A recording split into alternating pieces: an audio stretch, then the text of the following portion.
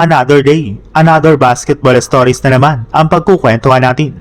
At ngayon nga ay pag-uusapan natin ang balitang nagkaproblema na naman nga po ngayon ang Dallas Mavericks at ang balitang pagpaperma ng Los Angeles Lakers ng dalawang player.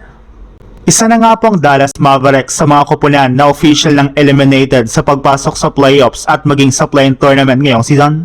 Ibig sabihin, tatapusin na lang naman nga po nila ang kanilang mga natitirang laro ngayong regular season at pwede nang magbakasyon ang kanilang mga players. Maaari na naman nga po sila na mag-focus sa kanilang gagawin sa darating na NBA draft at sa darating na off-season.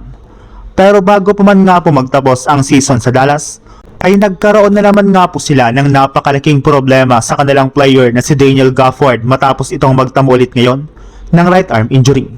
Paulit-ulit na naman nga pong nagtatamo si Gafford ngayong season ng injury, kaya mukhang nagagaya na nga po ito sa kanyang dating teammate na si Anthony Davis.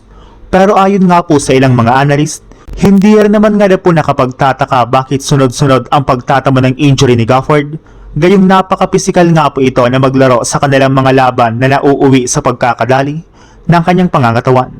Sa ibang balita naman, isa na nga po talaga ang Lakers sa mga pinakamainit na koponan ngayong season sa pagkakapanalo nga po nila ng 15 sa kanilang huling 17 games.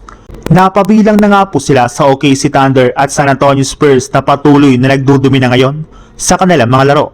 At dahil nga po sa ganda ng kanilang ipinapakitang performance, ay mismong ang dating NBA superstar nga po na si Dirk Nowitzki ang nagsabi na wala nga pong team sa NBA ang gugustuhin na makatapat agad ang Lakers sa first round ng play-in tournament. Hindi nga po kagaya sa ibang mga koponan sa West, meron lang naman nga pong tatlong player ngayon ang Lakers na may kakayahan na mag-take over ng laro, lalo na sa clutch time. Bukod rin nga po sa tatlong ito, kabilang rin naman nga po sa mga maaasahan ngayon sa Lakers ay sina Luke Kennard at Jackson Hayes na pareho nga po nilang balak bigyan ng kontrata sa darating na off-season. Alam naman nga po ninyo na patapos na nga po pareho ang kontrata ng dalawang player na ito sa kanilang team.